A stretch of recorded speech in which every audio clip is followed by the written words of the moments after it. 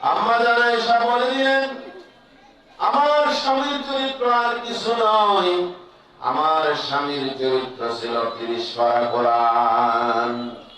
কারণ আমার স্বামীর শিক্ষক হচ্ছেন লা ইলাহা ইল্লাল্লাহ, আর আমার স্বামী হচ্ছেন সেই লা ইলাহা ইল্লাল্লাহ ছাত্র মুহাম্মদুর রাসূলুল্লাহ সাল্লাল্লাহু আলাইহি ওয়াসাল্লাম। নবীকে কি পৃথিবীর কোন বিশ্ববিদ্যালয়ে পড়ায় পড়েছেন? কলেজে, ইউনিভার্সিটি, মাদ্রাসায়? কোথায় শিখেছেন? আল্লাহ রাসূল, আল্লাহ ছিলেন উস্তাদ, নবী ছিলেন ছাত্রী। সুবহানাল্লাহ। এই নবী মুহাম্মদ রাসূলুল্লাহ সাল্লাল্লাহু আলাইহি ওয়াসাল্লাম পৃথিবীর মধ্যে আসতেছেন। সবাই ভবিষ্যৎবাণী দিয়েছেন। আদম আলাইহিস সালাম বলেছেন, শীশ আলাইহিস সালাম বলেছেন, ইব্রাহিম নবী বলেছেন, নূহ নবী বলেছেন, ঈসা নবী বলেছেন, সমস্ত নবীরা বলেছেন। প্রধান বক্তা, প্রধান স্পিকার, প্রধান নবী, সর্বশ্রেষ্ঠ নবী মুহাম্মদুর রাসূলুল্লাহ সাল্লাল্লাহু আলাইহি ওয়াসাল্লাম পৃথিবীর মধ্যে আসছেন। সুবহানাল্লাহ। এজন্য আল্লাহ রাব্বুল আলামিন, আমি একটা আয়াত তেলাওয়াত করেছি, এই আয়াতের মধ্যে ইহুদি এবং খ্রিস্টানদেরকে আল্লাহ পাক বলেন, الذين يتبعون الرسول النبي الأمي الذي يجدونه مكتوبا عندهم في التوراة والإنجيل। সবাই বলি আল্লাহু আকবার। যারা ইত্তেবা করেন এবং রাসূল এবং নবী, যিনি হচ্ছেন উম্মি। উম্মি মানে মূর্খ নয়, উম্মি মানে নিরক্ষর নয়, যিনি জ্ঞানের মূল, যার থেকে জ্ঞান বিচ্ছুরিত হয়, যার জ্ঞান দিয়ে সারা বিশ্ব আলোকিত হয়, তাকে বলা হয় উম্মি। আরো অনেক অর্থ রয়েছে। আল্লাযীনা ইয়াজিদুনাহু মাকতুবান ইনদাহুম ফিত তাওরাত, যেই নবীকে ইহুদি এবং খ্রিস্টানরা, ইহুদিরা তাদের তাওরাত কিতাবে লিখিত পেয়েছেন। তাওরাত কিতাবের মধ্যে আমাদের নবীর নাম ছিল 3062 বার। সুবহানাল্লাহ। এজন্য আল্লাহ পাক বলেন, ইয়াজিদুনাহু মাকতুবান, তারা নবীকে লিখিত পেয়েছে ইনদাহুম ফিত তাওরাত, তাদের কাছে যে তাওরাত কিতাব আছে সেখানে নবী যে আসবে সেটা তারা লিখিত পেয়েছে। সুবহানাল্লাহ। ওয়াল ইনজিল, খ্রিস্টানরা পেয়েছে ইনজিল কিতাবে। খ্রিস্টানরা ঈসা আলাইহিস সালামকে নবী মানে, আসলে যেভাবে মানার দরকার এইভাবে মানে না, ঠিক কি না? তারা নবীকে আল্লাহর সন্তান বলে সাব্যস্ত করে। নাউযুবিল্লাহ। ওনার আম্মা জানকে, মরিয়ম আলাইহিস সালামকে আল্লাহর স্ত্রী হিসেবে মানে। নাউযুবিল্লাহ। আর আমরা যেই ঈসাকে মানি, সেই ঈসা হচ্ছেন চতুর্থ আসমানে আসল ঈসা। তারা যেই ঈসাকে গির্জার মধ্যে মূর্তি আকারে রেখেছে সেটা হচ্ছে ঈসা নয়, সেটা হচ্ছে মিসা, ঠিক কিনা? এই ঈসা আলাইহিস সালাম উনি আমার নবীর শান, আমার নবীর আসবে যে সেটার ভবিষ্যৎবাণী করে গিয়েছেন, সুন্দরভাবে করেছেন। কারণ ইনজিল কিতাবের মধ্যে আমাদের নবীর নাম প্রচুর জায়গায় ছিল। সুবহানাল্লাহ। কয় জায়গায়? 25 জায়গায়। ঈসা আলাইহিস সালাম বলেন, وَإِذْ قَالَ عِيسَى ابْنُ مَرْيَمَ إِنِّي رَسُولُ اللَّهِ إِلَيْكُمْ مُصَدِّقًا لِمَا بَيْنَ يَدَيَّ مِنَ التَّوْرَاةِ وَمُبَشِّرًا بِرَسُولٍ يَأْتِي مِنْ بَعْدِي اسْمُهُ أَحْمَدُ أحمد فلما جاءهم بالبينات قالوا هذا سحر مبين شباب الله أكبر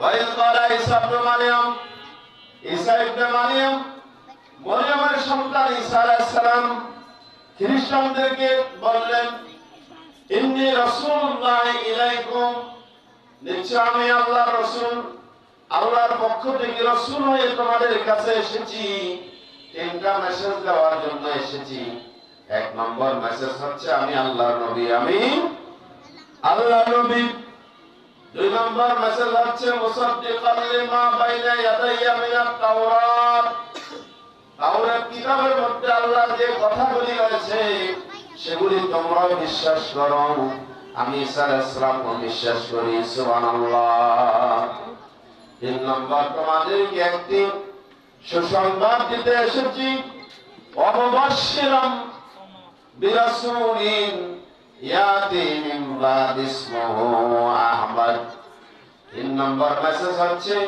তোমাদেরকে একটি সুসংবাদ দিতে এসেছি আচ্ছা বলেন তো সুসংবাদ পেলে মানুষ খুশি হয় না নারাজ হয় কার সুসংবাদ আমাদের নবী যে পৃথিবীর মধ্যে আসবেন সেই সুসংবাদ ঈসা আলাইহিস সালামের মুখে দিচ্ছেন তার জাতিকে তার উম্মত খ্রিস্টানদেরকে দিচ্ছেন ওয়া মুবাশশিরাম বিরাসূলিন ইয়াতি মিন বাদি ইসমুহু আহমদ এবং সুসংবাদ দিতে এসেছি এমন একজন রাসূলের যেই রাসূল মিন বাদি ইয়াতি যেই নবী আমার পরে আসতেছেন ইসমুহু আহমদ যেই নবীর নাম হচ্ছে আকাশের মধ্যে আহমদ আর জমিনের মধ্যে যেই নবীর নাম হবে মুহাম্মদুর রাসূলুল্লাহ সাল্লাল্লাহু আলাইহি ওয়াসাল্লাম তাহলে আমাদের নবীর শান আমাদের নবীর সুসংবাদ ঈসা আলাইহিস সালাম বয়ান করেছেন ঠিক কি না এরপরে আমাদের নবীর শান বয়ান করেছেন আমাদের বাংলাদেশে তিন ধর্মের মানুষ রয়েছে এক নম্বর ইসলাম যেই দেশের ৯২% মানুষ মুসলমান তারা ইসলাম কবুল করেছে কালিমা পড়েছে আর দ্বিতীয় ধর্মটি হচ্ছে হিন্দু ধর্ম হিন্দু ধর্মের মানুষ রয়েছে বাংলাদেশে প্রায় ১ থেকে ১.৫ কোটি এরপরে ৩ নম্বর ধর্ম হচ্ছে বৌদ্ধ ধর্ম খ্রিস্টান ধর্মের নবী সুসংবাদ দিয়েছেন হিন্দু ধর্মের যারা ধর্মগুরু পণ্ডিত রয়েছে তারাও সুসংবাদ দিয়েছেন হিন্দু ধর্মের কয়েকটি কিতাব রয়েছে ৪টি কিতাব রয়েছে একটি কিতাবের নাম হচ্ছে বেদ যজুর্বেদ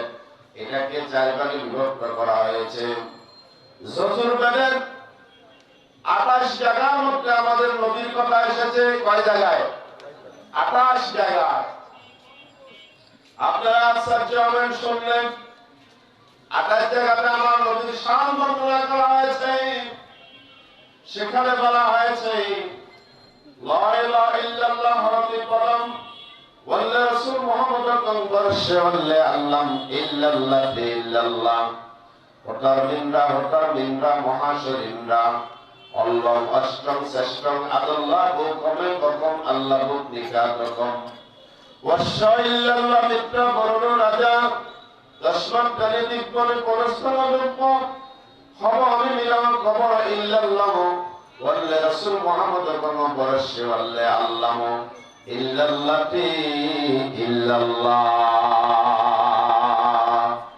এটা হচ্ছে হিন্দু ধর্মের কিতাব থেকে বলছি এখানে হিন্দু ধর্মের মহাপণ্ডিতরা আজ থেকে ৬০০০ বছর আগে কিতাবগুলি লিখেছেন আজ থেকে ৬০০০ বছর আগে আমাদের নবী সমস্ত মখলুকাতের নবী জিনদের নবী কবর জগতের নবী আলমে বরজকের নবী আলমে মালাকুতের নবী আলমে জাবারুতের নবী সমস্ত সৃষ্টি জগতের নবী এবার বলেন তো সূর্যের নবীকে এবার বলেন চন্দ্রের নবীকে সেই নবীর কথা আজ থেকে ৬০০০ বছর আগে বলেছেন যে লা ইলাহা ইল্লাল্লাহ রাতিবানাম আল্লাহ রাসূল মুহাম্মদ পরবর্ষে আল্লাহ লা ইলাহা ইল্লাল্লাহ জিকির প্রত্যেক দমে দমে নিঃশ্বাসে নিঃশ্বাসে করো।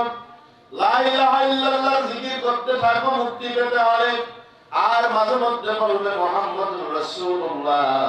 তাহলে মুহাম্মদকে যদি মেনে নাও তাহলে সোজা তুমি স্বর্গে চলে যাবে। সুবহানাল্লাহ। এরপর বলে আশহাদুল্লাহ মিথ্যা বর্ণ রাজা তসমাৎ তারে কোন স্থল খবর আমি মিলাও কমর ইল্লাল্লাহ ওয়াল্লা রাসূল মুহাম্মদ বরশে আল্লাহ।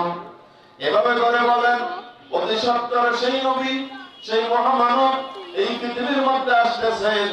উনি যখন পৃথিবীর মধ্যে আসবেন তখন মানুষগুলিকে পাপ থেকে কবর থেকে শিরিক থেকে আলোর দিকে নিয়ে আসবেন।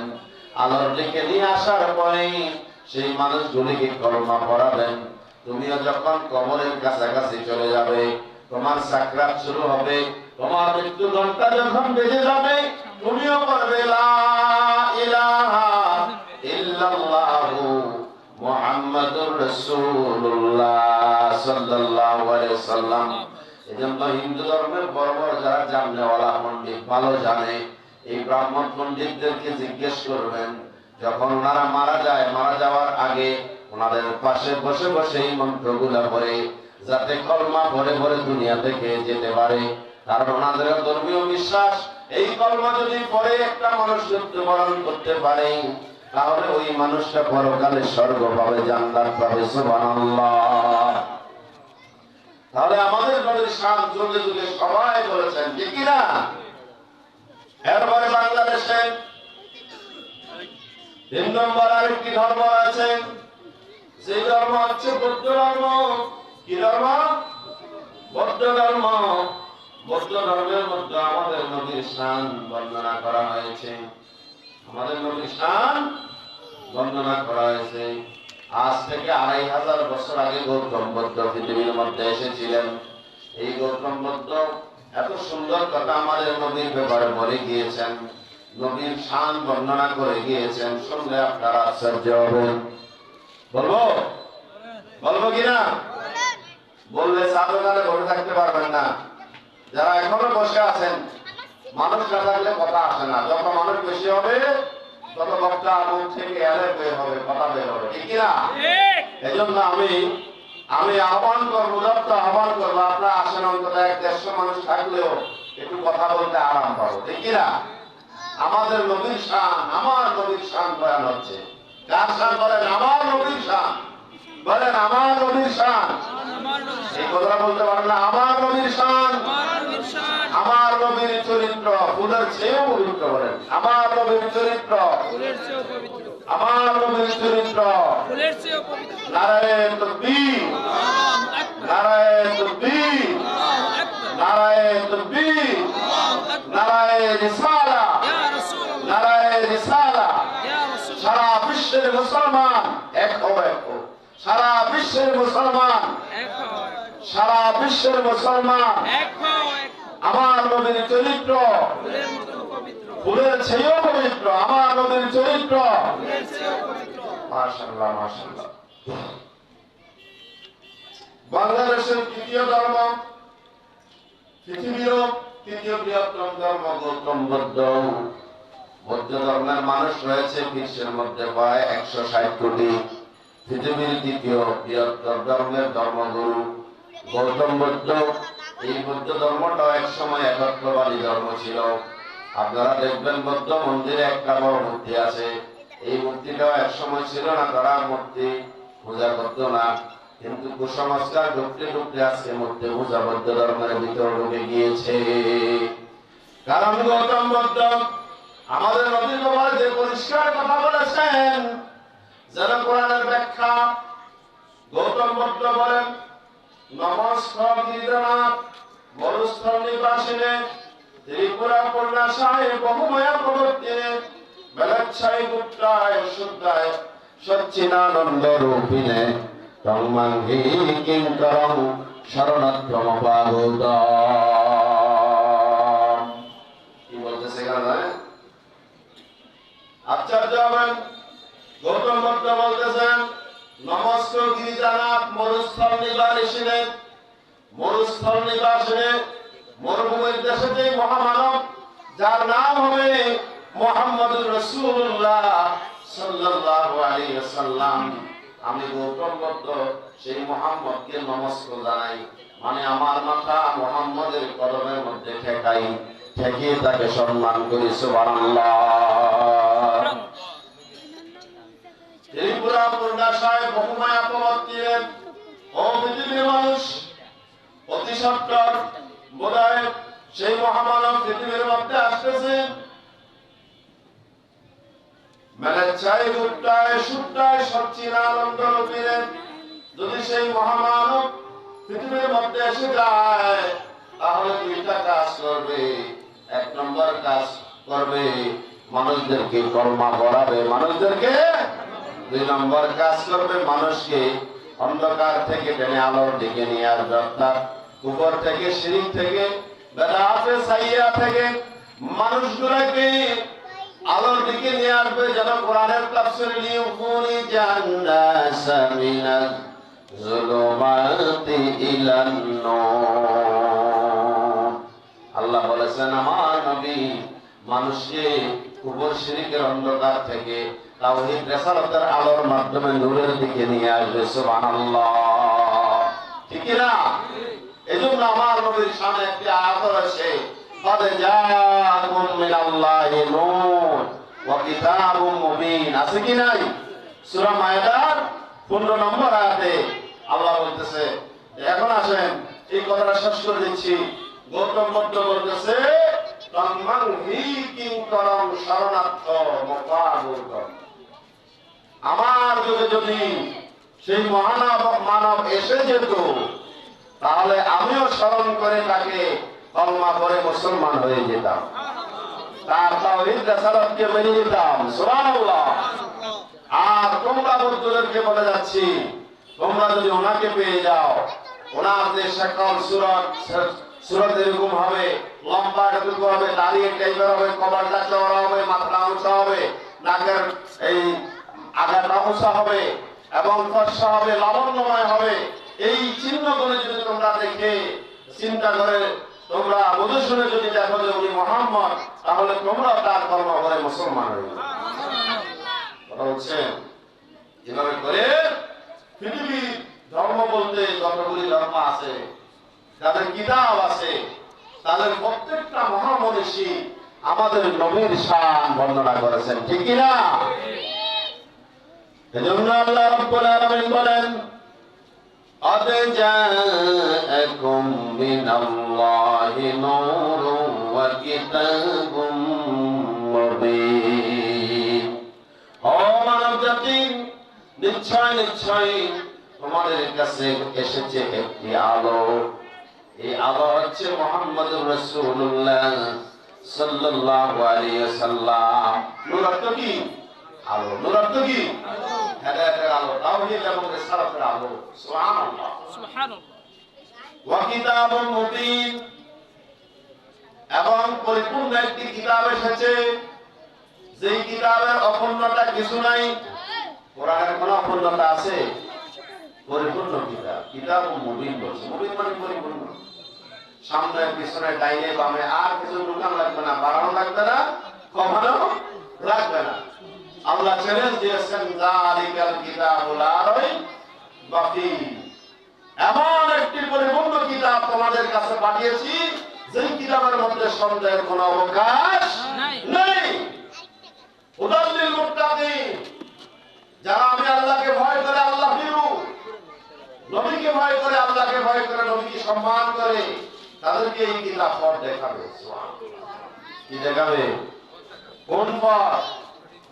সঠিক রাস্তা, যেটা আমরা প্রত্যেক নামাজে সূরা ফাতিহা আল্লাহর কাছে চাই। ইহদিনাস সিরাতাল মুস্তাকিম। চাই কি চাই না? সব নামাজে পড়ি কি বলি না? সূরা ফাতিহা না বললে নামাজ হয় কি না? নামাজ হয় না। লা সালাতা ইল্লা বিফাতিহাতিল কিতাব। আমরা আল্লাহর কাছে সোজা রাস্তা চাই। আল্লাহ বলেন, হুদাল লিল মুত্তাকিন। এমন একটি কিতাব, যে কিতাবের কোনো ডাউট নেই, এটা মুত্তাকিনদেরকে রাস্তা দেখাবে, যারা পথভ্রষ্ট বেঈমান গোমরা তাদেরকে পথ দেখাবে না, ঠিক কি না? ঠিক। এজন্য আল্লাহ পাক কিতাবুল মুমিন বলেছেন, তোমাদের কাছে একটি নূর এসেছে আর পরিপূর্ণ কিতাব এসেছে। এরপরে এই কিতাবটি তোমরা যেহেতু পেয়েছো, আমি আল্লাহ বলে দিচ্ছি এই নূর, এই কিতাব সাধারণ কিতাব নয়, সাধারণ নূর নয়। ওমা আরসালনাকা ইল্লা রাহমাতাল লিল আলামিন। সুবহানাল্লাহ। আমরা সূরা বাকারায় পড়ি আলহামদুলিল্লাহি রাব্বিল আলামিন। বলি কিনা? সমস্ত প্রশংসা গুণগান বিশ্ব প্রতিপালক, সমস্ত জগৎ সময়ের প্রতিপালক আল্লাহর জন্য, ঠিক কিনা? বিশ্ব প্রতিপালক বললে এটা অর্থটা পরিপূর্ণ হবে না। আলামিন অর্থ জগৎ সমূহ, তাহলে বোঝা যাচ্ছে অনেকগুলি জগৎ রয়েছে, ঠিক কিনা? অনেকগুলি জগৎ রয়েছে যে এটার আহ্বান রয়েছে, ঠিক কিনা? জগৎ কি একটা? একটি জগৎ না। আমরা মেরাজের আলোচনাতে পাই আমাদের নবী ৭টি আসমান ঘুরেছেন, ঘুরেছেন কিনা? একদার পেয়ারা বন্ধু ওনার সমতুল্য কেহ নাই, তার মতন আকাশ ভুবন করেনি কোন পয়গম্বর, ঠিক কিনা? যেন আল্লাহ যথার্থ বলেছেন রব্বিল আলামিন। আল্লাহ পাক বলেন যত জগতের রব আমি, আহকামুল হাকিমিন, তত জগতের জন্য আমার বন্ধু মুহাম্মদুর রাসূলুল্লাহ সাল্লাল্লাহু আলাইহি ওয়াসাল্লাম রাহমাতাল লিল আলামিন। সুবহানাল্লাহ। এই রাহমাতাল লিল আলামিনকে পেয়ে যাওয়ার কারণে তোমরা খুশি হও। কি হও? কে বলেছেন? কোরআন এবং নবীকে পাওয়ার কারণে তোমরা খুশি হও, আনন্দিত হও। সূরা ইউনূস ৫৮ নম্বর আয়াত। কুল বিফাদলিল্লাহি ওয়া বিরাহমাতিহি ফাবিযালিকা ফালইফরাহু হুয়া খায়রুম মিম্মা ইয়াজমাউন। আল্লাহ রাব্বুল আলামিন বলেন, বন্ধুগণ আপনি বলে দিন কিয়ামত পর্যন্ত যত মুসলমান ইমানদার পরেজগার আসবে তাদেরকে বলে দিন বিফাদলিল্লাহি ওয়া বিরাহমাতিহি। বিফাদলিল্লাহ বলে আল্লাহর ফজল বলতে এখানে অনেক তাফসীর কারকরা বলেছেন আল্লাহর অনুগ্রহ ইসলামকে বুঝিয়েছেন, আর অনেকে বলেছেন আল্লাহর কোরআন বিফাদলিল্লাহি ওয়া বিরাহমাতিহি, এবং আল্লাহর রহমত মুহাম্মদ রাসূলুল্লাহ সাল্লাল্লাহু আলাইহি ওয়াসাল্লামকে পাওয়ার কারণে, আল্লাহ নবী তোমাদের কাছে আসার কারণে ফাবিযালিকা ফালইফরাহু, তোমরা খুশি হয়ে যাও। সুবহানাল্লাহ। তোমরা কি হয়ে যাও? খুশি হয়ে যাও। হুয়া খায়রুম মিম্মা ইয়াজমাউন। এই খুশি হওয়াটা তোমাদের সব কিছু চাইতে দুনিয়ায় ধন সম্পদ টাকা পয়সা ব্যবসা বাণিজ্য যা কিছু রয়েছে সমস্ত কিছুর চাইতে উত্তম। সুবহানাল্লাহ। ঈসা আলাইহিস সালাম বলেছেন মুবাশশিরাম বিরাসূলি, সুসংবাদ, সুসংবাদকারী মানুষ খুশি হয়ে যাবে। আর আল্লাহ বলেছেন খুশি হওয়ার জন্য, ঠিক কি না? খুশি হয়ে গিয়ে আবার শরীয়ত বিরোধী কিছু করা যাবে না, যাবে? এমন খুশি হওয়া যাবে না যার কারণে শরীয়ত বিরোধী কিছু হয়ে যায়। এমন খুশি হবে শানে সালাত মাহফিল কায়েম করবে, মিলাদুন নবী মাহফিল করবে, সিরাতুন নবী মাহফিল করবে, যে মাহফিলগুলোর মধ্যে তাফসীরুল কোরআন মাহফিল করবে, যে মাহফিলগুলোর মধ্যে আল্লাহর নবীর শান বর্ণনা করা হবে। সুবহান। এটা সবচেয়ে বড় খুশি, ঠিক কি না? আপনারা এই প্যান্ডেলে এসেছেন খুশি হয়ে না বেজার হয়ে এসেছেন? কে কে খুশি হয়ে এসেছেন হাত তোলেন। নারায়ে তাকবীর, নারায়ে তাকবীর, নারায়ে রিসালাত। আমরা খুশি হয়েছেন, ঠিক কি না? আপনারা এগুলো রেকর্ড হয়ে যাচ্ছে। এই মাহফিল হইতেছে, আপনারা খুশি না বেজার? আপনারা টাকা দিয়েছেন, পয়সা দিয়েছেন, সহযোগিতা করেছেন, এবং যার জায়গায় এই মাদ্রাসাটা এই জমিটার অনেক সহযোগিতা করেছে, প্যান্ডেল এবং স্টেজ মাইক, এটা অনেক খরচা। এই খরচাটাও নাকি উনি বহন করছেন। সবাই আলহামদুলিল্লাহ। তাহলে এই খুশিটা হচ্ছে দুনিয়ার সবকিছু থেকে উত্তম।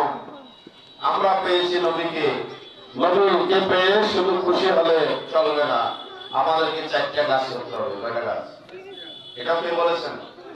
আল্লাহ। এই 4টি কাজ যদি আমরা করতে পারি তাহলে আল্লাহ পাক বলেছেন তোমরা সফল কাম, তোমরা কামিয়াব, তোমরা জান্নাতি, তোমরা সোজা রাস্তা প্রাপ্ত। সুবহানাল্লাহ। যে আয়াতটা আমি বলেছি এর রাজ্যে দিয়ে আল্লাহ পাক বলেছেন, কি বলেছেন? ইয়ামুরুহুম বিল মারুফ। এমন একজন নবী তারা পেয়েছে যে নবীর নাম তাওরাত কিতাবে, ইনজিল কিতাবে লিখিত রয়েছে।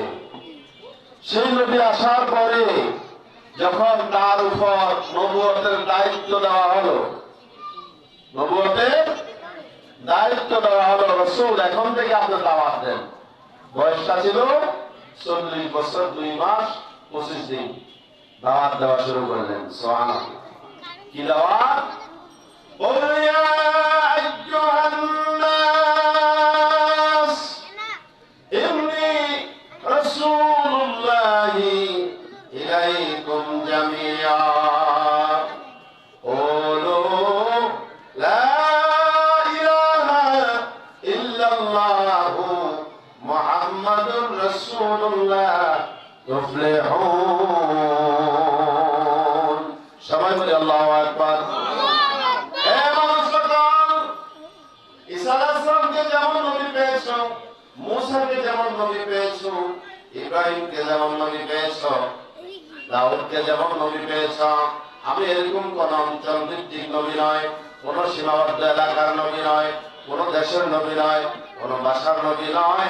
আমি তোমাদের সকলের জন্য আল্লাহর পক্ষ থেকে নবী হয়ে এসেছি। সুবহানাল্লাহ। তাহলে তোমরা বলো লা ইলাহা ইল্লাল্লাহু মুহাম্মাদুর রাসূলুল্লাহ।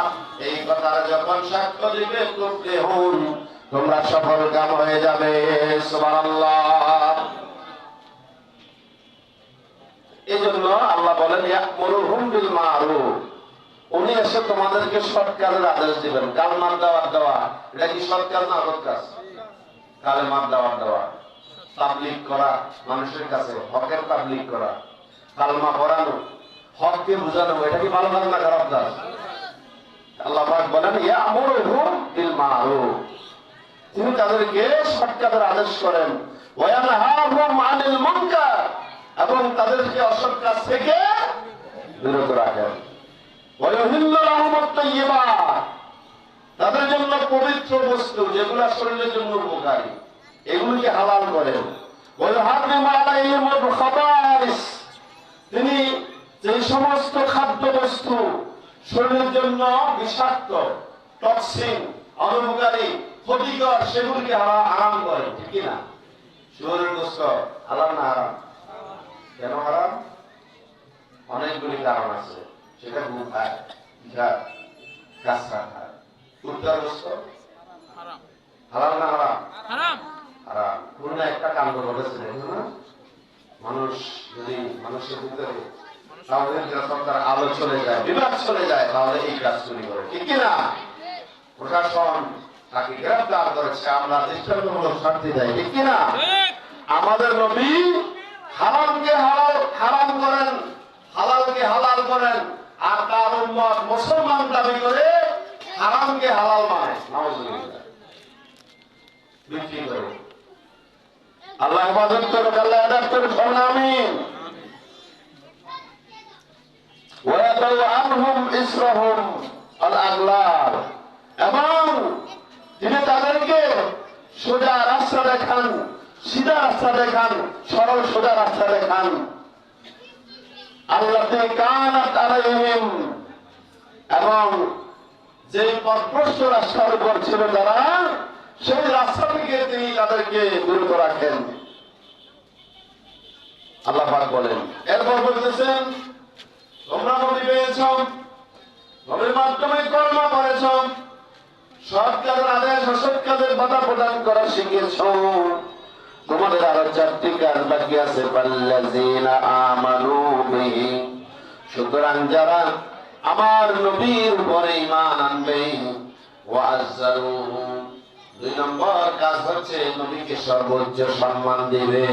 সুবহানাল্লাহ। মুসলমানরা নবীকে সবচেয়ে বেশি সম্মান দেয় কিনা?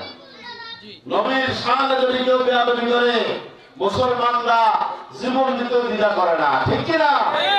2008 সালে ইন্দোনেশিয়া যখন প্রথম এই ডেনমার্কে নবীর ব্যঙ্গচিত্র প্রকাশ করা হলো, তখন ইন্দোনেশিয়ায় আন্দোলন করতে গিয়ে নবীর পক্ষে 30 জন যুবক শাহাদাত বরণ করেছে।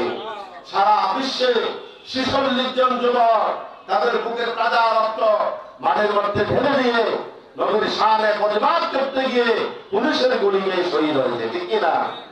মুসলমানের আমলের মধ্যে ঘাটতি থাকতে পারে, মুসলমানের আমলে বেনামাজি থাকতে পারে, মুসলমানের আমলের মধ্যে ত্রুটি থাকতে পারে, কিন্তু নবীর ব্যাপারে, রাসালাতের ব্যাপারে, নবীর শানের ব্যাপারে মুসলমান কেউ সাথে আপোষ করে না।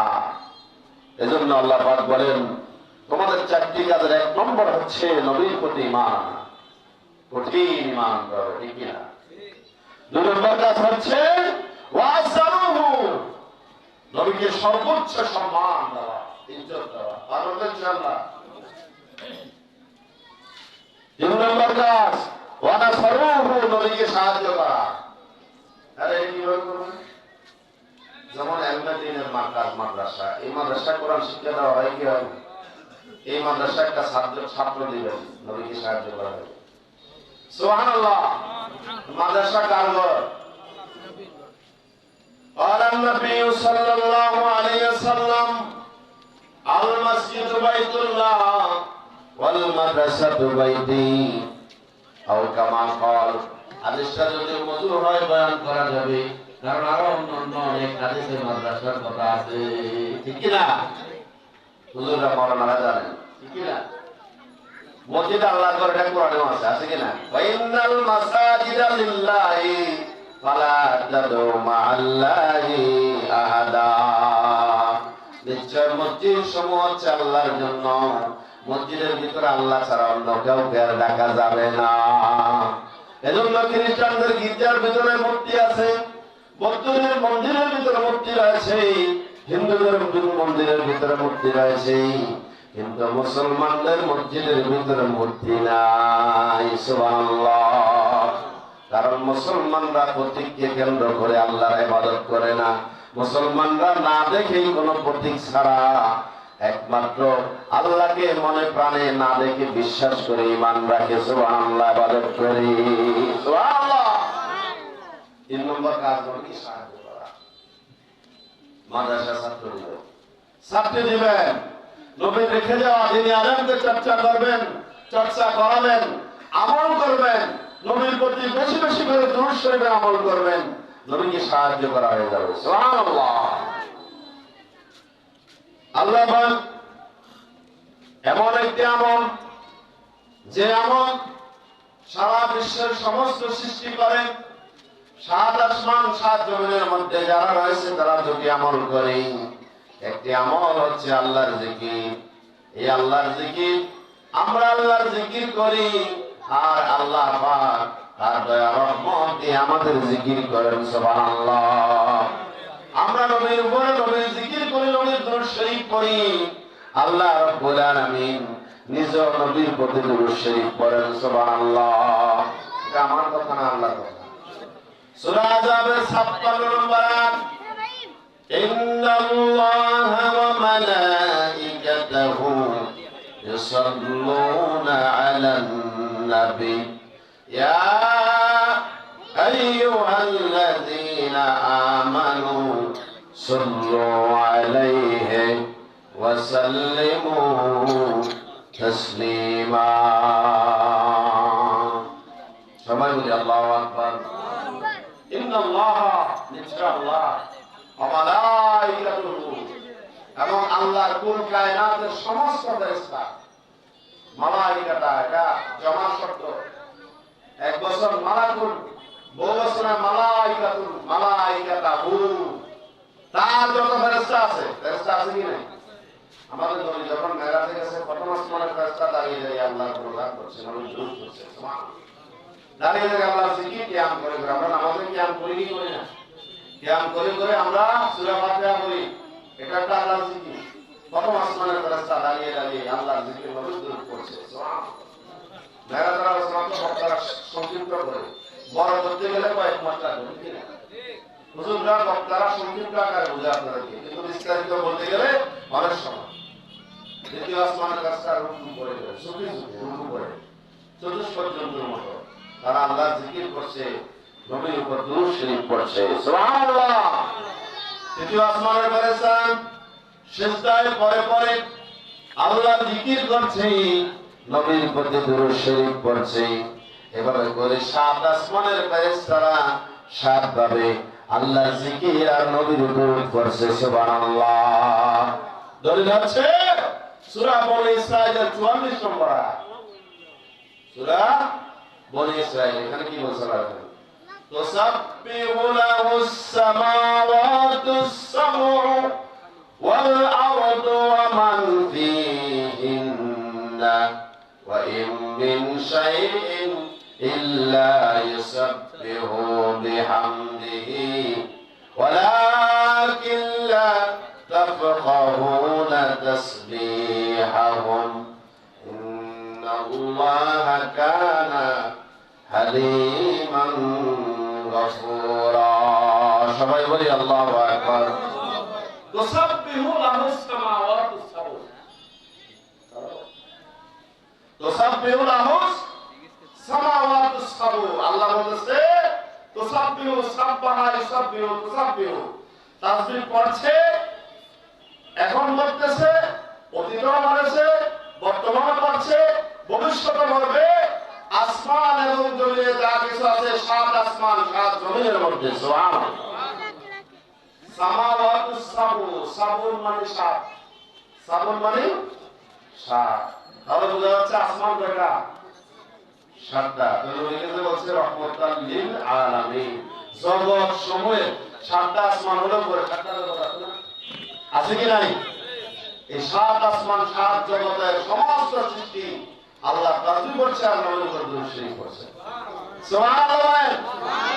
এইজন্য দুরূদ শরীফের আয়াতের ইসলামুল্লাহ শব্দ ব্যবহার করছে, মুজার শব্দ, চলমান দুটি গাও পাওয়া যায়, হাল এবং মুস্তাকবিল, বর্তমান এবং ভবিষ্যৎ, প্রেজেন্ট টেন্স এবং ফিউচার টেন্স। আল্লাহ পাক বলেন সাত আসমান সাত জমিনের মধ্যে আমার যত সৃষ্টি রয়েছে, আমান ফীহিন্না, সাত আসমানের ভিতরে এবং জমিনের ভিতরে যত সৃষ্টি রয়েছে সবাই আমি আল্লাহর নামে তাসবিহ পড়ছে আর আমার নবীর উপরে দুরূদ শরীফ পড়ছে, সুবহানাল্লাহ। মধুমুখাকে যদি প্রশ্ন করে, মধুমুখা তোমার মুখের মধু ফুলের থেকে মধু নিয়ে আসো, পানির মতো মিষ্টি নেই, কিছু নেই, সেই ফুলের মধু ফুলের থেকে পানি নিয়ে আসো, সরিষার ফুল থেকে নিয়ে আসো, আনারের ফুল থেকে নিয়ে আসো, আপেলের ফুল থেকে নিয়ে আসো, আঙ্গুরের ফুল থেকে নিয়ে আসো, কিভাবে করে তোমার মুখের পানিগুলো মধুর হয়ে যায়? আমরা যখন এর সাথে এই মধুর পানিগুলো আহরণ করতে যাই, যাওয়ার সময় আমরা গুনগুন করে নবীর প্রতি দুরূদ শরীফ পড়ি, আর যখন আমরা আসি, আসার সময় নবীর প্রতি দুরূদ শরীফ পড়ি, যখন বাসার মধ্যে পানিগুলি স্থানান্তরিত করি তখন আমরা নবীর প্রতি দুরূদ শরীফ পড়ি, আর সাথে সাথে আল্লাহর জিকিরও করি। আর নবীর দুরূদ আল্লাহর জিকির করার কারণে এই ফুলের পানিগুলি আল্লাহর কুদরতে মধু হয়ে যায়, সুবহানাল্লাহ। তাফসীরে রুহুল মানী মতে লিখেছে আল্লাহ নবীর প্রতি মধুমুখা দুরূদ শরীফ পড়ে, সুবহানাল্লাহ। দুরূদ শরীফ পড়ার কারণে দুরূদ শরীফের এত মিষ্টি, এই মধুমুখা পানিগুলো কি হয়ে যায়? মধু হয়ে যায়, সুবহানাল্লাহ। তাহলে আমরা চারটি কাজ করব। এক নম্বর ঈমান, দুই নম্বর নবীকে সর্বোচ্চ সম্মান করব, 3 নম্বর আমরা নবীকে সাহায্য করব। 4 নম্বর আত্তাবাউন নূরাল্লাযী উনজিলা মাহু। 4 নম্বর কাজ হচ্ছে নবীর সাথে যে কিতাবটি নাযিল হয়েছে সেই কিতাবের অনুসরণ করব। 12তে ইনশাআল্লাহ। অনেকে তাফসীরুল কোরআন মাহফিল তাফসীর দেখলে এই ভয় পায়, আছে কি নাই? বলে এখানে রাজনীতির কথা হবে। আরে কোরআন শরীফে 30 পারা 27 পারা তো রাজনীতি। এই কোরআন দিয়ে কি রাষ্ট্র পরিচালিত হয় নাই? আপনারা কি জানেন না? ছোট্ট একটা রাষ্ট্র আমরা চালাই বাংলাদেশ। আর হযরত ওমর রাদিয়াল্লাহু আনহু এই কোরআন দিয়ে অর্ধেকটা পৃথিবী শাসন করছে, কি করে নাই? তো রাজনীতির কিতাব যেটা বলে এটা সত্য কথা, বাস্তব সত্য কথা। কোরআন দিয়ে রাষ্ট্র পরিচালিত হয়েছে, ঠিক কি না? এজন্য আল্লাহ পাক বলেন 4 নম্বর কাজটা আমাদের বড় কাজ। এই কাজটা কি? আত্তাবাউ নূরাল্লাযী উনজিলা মাহু। আত্তাবাউ অনুসরণ করবে তোমরা, এটা বহুবচন শব্দ। আত্তাবাউ নূরাল্লাযী, সেই নূরের উনজিলা মাহু, যেই নূরটা আমার বন্ধুর সাথে অবতীর্ণ হয়েছে। সুবহানাল্লাহ। এই 4টি কাজ যদি করো উলাইকা হুমুল মুফলিহুন, তোমরা সফল কাম হয়ে যাবে, তোমরা জান্নাতি হয়ে যাবে, তোমরা বেঈমান থেকে ইমানদার হয়ে যাবে, কুফর শিরক থেকে বের হয়ে ইমানদার হয়ে তোমরা জান্নাতে চলে যাবে। সুবহানাল্লাহ। ওয়া আখিরু দাওয়ানা আলহামদুলিল্লাহি রাব্বিল আলামিন। আসসালামু আলাইকুম ওয়া রাহমাতুল্লাহি ওয়া বারাকাতুহু। আমাকে নির্ধারিত সময় দেওয়া হয়েছে।